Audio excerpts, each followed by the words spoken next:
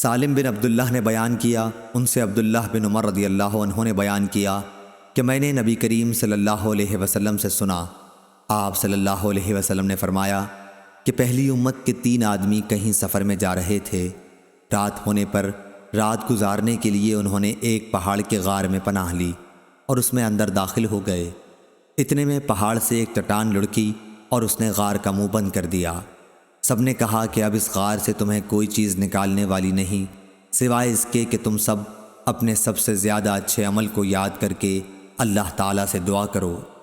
اس پر ان میں سے ایک شخص نے اپنی دعا شروع کی کہ اے اللہ، میرے ماں باپ بہت بوڑھے تھے اور میں روزانہ ان سے پہلے گھر میں کسی کو بھی دودھ نہیں پلاتا تھا، نہ اپنے بال بچوں کو اور نہ اپنے غلام وغیرہ کو۔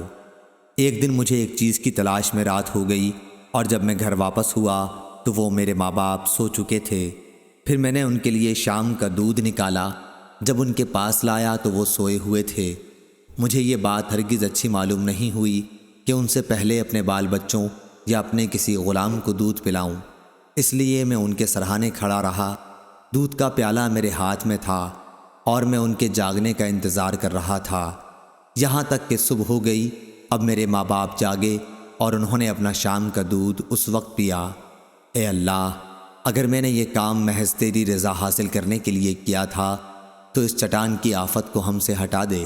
اس دعا کے نتیجے میں وہ غار تھوڑا سا کھل گیا، مگر نکلنا اب بھی ممکن نہ تھا۔ رسول کریم صلی اللہ علیہ وسلم نے فرمایا کہ پھر دوسرے نے دعا کی، اے اللہ، میرے چچا کی ایک لڑکی تھی جو سب سے زیادہ مجھے محبوب تھی۔ میں نے اس کے ساتھ برا کام کرنا چاہا لیکن اس نے نہ مانا۔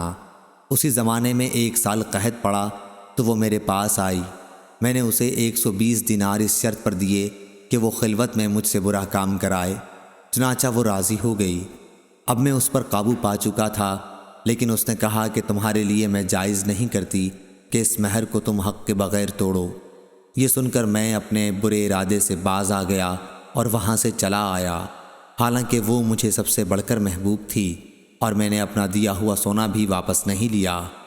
اے اللہ، اگر یہ کام میں نے صرف تیری رضا کے لیے کیا تھا تو ہماری اس مصیبت کو دور کر دے۔ چنانچہ چٹان ذرا سی اور کھسکی، لیکن اب بھی اس سے باہر نہیں نکلا جا سکتا تھا۔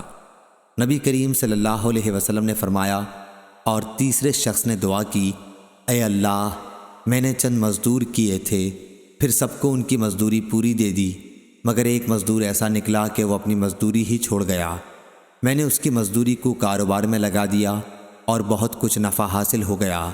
پھر کچھ دنوں کے بعد وہی مزدور میرے پاس آیا اور کہنے لگا، اللہ کے بندے، مجھے میری مزدوری دے دے۔